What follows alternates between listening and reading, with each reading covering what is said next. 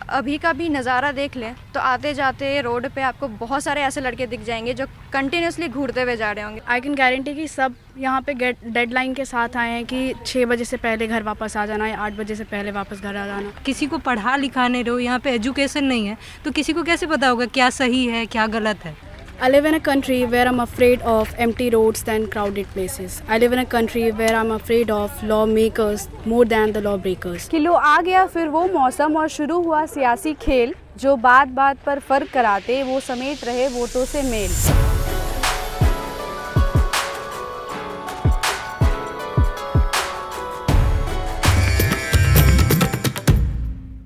Hello and welcome to the Quint. मैं हूं शादाब मोइज़ी और इस वक्त हम लोग मिथिला की धरती पर हैं, मिथिला यूनिवर्सिटी में हैं और हमारे साथ लड़कियां हैं, युवा लड़कियां हैं बिहार की, दरभंगा की और मिथिला की जो लड़कियां हैं उनसे हम आज बात करेंगे, चुनावी मुद्दे पे बात करेंगे, उनके क्या एस्पिरेशन है उस पर बात करेंगे। तो आइए उनसे बात करते हैं। क्या नाम है आपका? श्रुति। श्रुति, क्या करती हैं आप? मेरा ग्रेजुएशन हो गया, मैं पीजी कर रही हूँ डिजिटल मीडिया एंड कम्युनिकेशन से। डिजिटल मीडिया एंड कम्युनिकेशन में। श्रुति, जब हम बिहार की बात करते हैं तो और लड़कियों की खास करके बात करते हैं तो एक इमेज रहता है कि कुछ अलग सा, मतलब नॉर्मल ग्रेजुएशन कर रही होंगी, वो भी ख़राब नहीं है, लेकिन क्या आपको इतना अपॉर्चुनिटी यहाँ पे मिला कि आप इस तरह के कोर्स कर सकें, इस तरह की पढ़ाई कर सकें? बिल्कुल नहीं। यहाँ अगर अपॉर्चुनिटी की बात अगर हम बिहार या सिर्फ दरभंगा तक या बिहार तक लिमिटेड रखें तो यहाँ कुछ भी नहीं है। एक नॉर्मल ग्रेजुएशन है, उसमें भी आपको गेस्ट पेपर खरीद के पढ़ना है, जो कि एग्ज़ाम से 2 महीने पहले वो गेस्ट पेपर आता है और ये पूरे सिस्टम में चलता है। यूनिवर्सिटी को पता रहता है कि गेस्ट पेपर आ रहा है और उस गेस्ट पेपर में यूनिवर्सिटी के पूरे क्वेश्चन पेपर्स भी रहते हैं। तो अपॉर्चुनिटी बहुत ज़्यादा यहाँ पर मिली नहीं है। अभी जब आप बात कर रहे थे आपके दोस्तों से, आपके बारे में पता चला कि आप कुछ कविता भी लिखती हैं। क्या लिखती हैं आप? मैं मेनली सोशल इश्यूज़ पे लिखती हूँ। अभी रेप केसेस देखने को डेली 87 का रेशियो है कि डेली इंडिया में 87 रेप केसेस होते हैं, उस पे लिखती हूँ। जितने भी सोशल इश्यूज़ है सारे पे लिखती हूँ। चलिए हम आपसे वो भी सुनेंगे। रेप इशू की आपने बात की है, क्या नाम है आपका? जी, मेरा नाम अंकिता है। अंकिता, क्या करती हैं आप? मैं एक लॉ स्टूडेंट हूँ और एक राइटर भी। लॉ स्टूडेंट है। अमिता, एक बात बताइए कि आपके साथी कह रही हैं रेप के बारे में बता रही हैं, कितना सेफ़ है आपको बिहार, आपका मिथिला कितना सेफ़ है? लेकिन मैं यहाँ पे मिथिला की हर बेटी की तरफ से बोलती हूँ कि आज किसी भी बेटी के पास ये हक़ नहीं है कि वो अपनी ज़िंदगी अपने ढंग से जी सकें।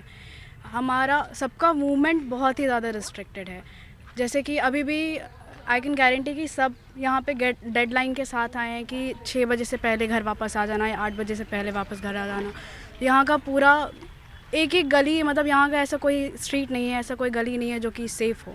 अगर मैं यहाँ पे खड़े होकर बात भी कर रही हूँ तो भी कहीं ना कहीं कोई मुझे देख रहा है, कोई मुझे जज कर रहा है, और ना उस नज़र से नहीं जिस नज़र से आपको देखा जा रहा है, बल्कि बिल्कुल अलग नज़र से। वही है कि यहाँ पे हर कोई अनसेफ है और हर माँ बाप डरा हुआ है अपनी बेटी को लेकर के, हर भाई डरा है अपनी बहन को लेकर। मतलब इतने सालों में भी बिहार में लड़कियाँ ये कह रही हैं कि उन्हें डर लगता है, और आप लॉ की पढ़ाई पढ़ती हैं, आप कानून की ये पढ़ाई पढ़ती हैं, फिर भी आपको डर लग रहा है। तो आपको लगता है कि क्या चीज़ें बदलनी चाहिए बिहार में इतने सालों में? अगर हम आज भी यही बात कर रहे हैं और वो भी एक लॉ की स्टूडेंट ये बात कर रही है, तो क्या हो रहा है यहाँ पे? यहाँ पे बहुत लोग ऐसा जानते हैं कि यहाँ पे हमारे लॉ की बहुत अवहेलना होती है। मतलब कोई भी स्ट्रिक्ट लॉज नहीं है, और जो यहाँ का मतलब हर इंसान के मन में जो डर है, कहीं ना कहीं बदनामी का डर होता है। बहुत सारे इश्यूज़ है जिसकी वजह से आधे से ज़्यादा केसेस तो पहुँचते हैं। मेरा नाम शारिया। शारिया, क्या करती हैं? मैं फाइनल ईयर BCA स्टूडेंट हूँ। इसके अलावा मेरा अपना बुक स्टोर है, ये दोनों मेरी पार्टनर्स हैं। हाँ। ये हमारा ऑनलाइन बुक स्टोर का सिस्टम है। एक यूनिक कंसेप्ट है कि हम लोग आपको बुक पैकेज देते हैं blind date with a book के कंसेप्ट से। बताइए, जिस बिहार के बारे में हम लोग थोड़ा बहुत अलग तरीके से सोचते हैं कि बिहार तो पिछड़ा होगा, तो वो उस बिहार में ऑनलाइन उस बिहार में भी दरभंगा में ऑनलाइन बुक स्टोर की बातें कर रही हैं, लड़कियां कर रही हैं। तो अगर आप ये काम कर रही हैं तो पॉलिटिक्स के बारे में अगर आपसे कोई पूछता है कि आपको कोई ऐसा कोई पॉलिटिकल लीडर भी अभी इंडिया में समझ में आती है, कोई लड़की, तो किसका नाम लेंगी? मेरे नज़र में तो अभी कोई ऐसा है नहीं कि जिसका मैं नाम ले सकूं। इसके अलावा मुझे चाहिए कि हाँ, रिप्रेजेंटेटिव हो, यंग लोग ज़्यादा हो पॉलिटिक्स में, वुमेन की रिप्रेजेंटेटिव ज़्यादा हो। ऐसे ही हम लोगों को और पॉलिटिक्स में वुमेन रिप्रेजेंटेटिव चाहिए, यूथ की भी रिप्रेजेंटेशन चाहिए। जिस तरह से भी आपने देखा होगा हाथरस केस में प्रियंका गांधी गई थी और उनके साथ धक्का मुक्की हुई, उस पर आप लोग क्या सोचती हैं अगर आपसे पूछा जाए तो? जी, वो तो बहुत ही गलत हुआ। एक तो वो मिलने जा रही थी, तो फिर जिस तरह से ट्रीट किया जा रहा है उस बेसिस पे आप देख ही सकते हैं कि औरतों के साथ क्या किया जा रहा है। एक तो पॉलिटिक्स में वैसे भी इतने कम लोग मतलब औरतें हैं, को बढ़ावा देना चाहिए सबसे पहले तो। 50% भी पार्लियामेंट में औरतें नहीं हैं, तो सबसे पहले अगर वहाँ तक औरतें पार्लियामेंट में ही 50% औरतें नहीं हो पा रही हैं, तो जो हम सेफ्टी की बात कर रहे हैं, सारी इश्यूज़ की बात कर रहे हैं, वो तो वहीं से स्टार्ट हो रही है, क्योंकि वहाँ ही सोच नहीं है, औरतें ही नहीं हैं, तो फिर सोचेगा कौन। अपूर्वा, एक बात बताइए कि लड़कियों को हम माता कहते हैं, लड़कियों के बारे में कहा जाता है कि उनको इज्जत से देखो, सारी बातें कहते हैं, लेकिन फिर जब गाली का वक्त आता है तो वो भी लड़कियों के नाम पे ही माँ और बहन करके गाली देते हैं लोग। क्या लगता है, क्या बदलना चाहिए? हाँ, तो अगर हम लोग गाली नहीं देने की बात करें तो वो ज़्यादा सही होगा। माँ बहन की गाली देना, लोग तो इतना मतलब इसको काफ़ी नॉर्मलाइज करके रखा हुआ है, कोई भी हो कहीं पे भी हो वो गाली ऐसे फ्लो में बोलते हैं। और अगर आप उसको ये बात कभी बोलें कि आप गलत कर रहे हो, ऐसे माँ बहन के नाम पे गाली दे रहे हो, तो वो आपको ऐसा जवाब देते हैं, अरे ये तो नॉर्मल है, ये तो फीलिंग्स के साथ बह जाते हैं। मतलब हम लोग ऐसे वर्ड्स को नॉर्मलाइज़ किए हुए, वैसे ही हम लोगों ने रेप को नॉर्मलाइज़ किया हुआ है। अगर यहाँ से आते जाते कोई लड़के अगर घूरते हुए जाएं या सीटी मारे, कुछ भी करे, तो हमारे लिए वो एकदम नॉर्मल है। क्या ये सब होता है आपके साथ? हाँ, होता है।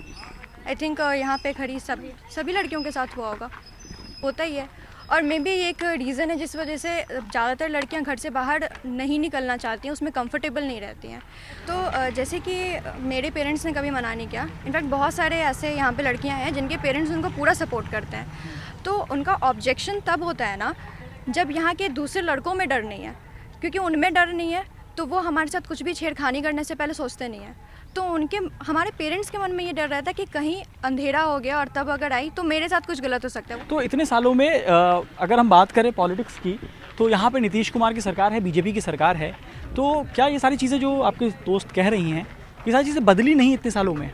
ये चीज़ें क्या है, पॉलिटिक यहाँ पे नीतीश कुमार हैं, जो भी नेता है वो आते जाते रहते, लेकिन ये चीज़ें बढ़ती जा रही हैं, पहले कम थी अब बढ़ती जा रही है। और ये ना सही तरीके से नहीं हो रहा है। एजुकेशन के बारे में नहीं सोचा जा रहा है, हमारे बारे में नहीं सोचा जा रहा है। They are banning apps, they are banning different sites कि अच्छा ये बंद कर देते हैं, ऐसा नहीं होगा ऐसा। बट आप किसी को पढ़ा लिखा नहीं रहे हो, यहाँ पे एजुकेशन नहीं है, तो किसी को कैसे पता होगा क्या सही है क्या गलत है। क्या चैलेंजेस हैं यहाँ पर? मैं डेली बेसिस पे निकलती हूँ, मतलब मेरे फ्रेंड्स भी बोले हार्ड वर्किंग हो, पिक्चर्स में नहीं दिखता, बट अभी 1.5 साल से स्टार्ट किया।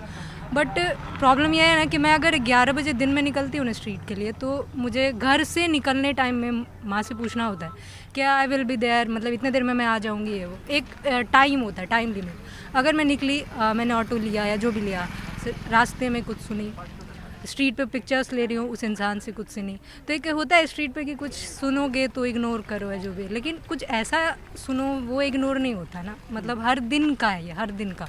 और ऐसा है कि ये चीज़ें बढ़ती जा रही है। मतलब मैं लास्ट ईयर की बात कर रही हूँ, जब मैं पहले निकलती थी और मैं अब निकल रही हूँ, तो मतलब मैं अपने काम के लिए निकलती हूँ। मैं किसी को, ऐसा नहीं है कि मैं किसी से बात कर रही हूँ या कुछ बोल रही हूँ उन्हें, मैं अपना काम कर रही हूँ। बिहार में जो लड़कियां हैं, आप बताएं कि आपको कैसी सरकार चाहिए, और अब जो आप वोट करेंगी, आई होप आप सब वोटर होंगी, और अब जो आप वोट करेंगी तो फर्स्ट प्रायोरिटी क्या है आपकी? हमें ऐसा नेता चाहिए जो पहला बात तो अगर कोई जनता सवाल उठाए तो उनकी वो जवाब देनी होनी चाहिए कि अगर हम कोई सवाल उठा रहे हैं तो उनको वो सही से जवाब दे पाए, ना कि उसको घुमाए और उल्टा हम पे एक टैग लगा दिया जाए कि आप एंटी नेशनल हो या आप लेफ्ट से हो। दूसरा, ऐसा नेता चाहिए जो कि ये सोचे कि क्योंकि किसी भी जगह के लिए शिक्षा और हेल्थ ये सबसे रूट है, वो अगर वही ख़राब होगी तो कैसे हम आगे कैसे बढ़ेंगे।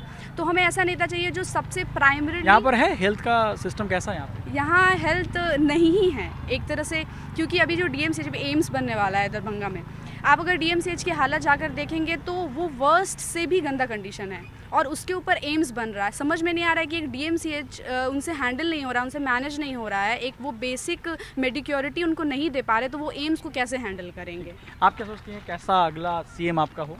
मेन मुद्दा तो एजुकेशन होना चाहिए। हमारे एजुकेशन की बहुत ज़्यादा ही बुरी हालत है। मतलब अगर जैसे हमारे यहाँ कॉलेज का सिस्टम तो इतना बुरा है, जैसा कि श्रुति ने बताया था कि एग्ज़ाम्स जब होते हैं तो गेस्ट पेपर्स आते हैं। जैसे अगर हम एंटरप्रेन्योर का ये चूज़ करना चाहते हैं रास्ता, या फिर हम चाहते हैं कि हमारे बिहार में और उद्योग आए या जो भी आए, पर हमें सपोर्ट करने के लिए कोई नहीं है यहाँ। मतलब जैसे कॉलेज में एक सिस्टम होना चाहिए, जैसे इंक्यूबेशन सेंटर्स होने चाहिए कि कोई हमें सपोर्ट करे, कोई हमें गाइड करे, ऐसा कुछ भी नहीं है यहाँ। तो बिहार की और दरभंगा की लड़कियों के लिए सिर्फ सिक्योरिटी और सेफ्टी का ही मसला नहीं है, इनको जॉब भी चाहिए, इनको बेहतर हेल्थ सिस्टम भी चाहिए और इन्हें वो सरकार भी चाहिए जिससे ये सवाल कर सके। तो बाकी खबरों के लिए जुड़ रहिए द क्विंट और क्विंट हिंदी के साथ।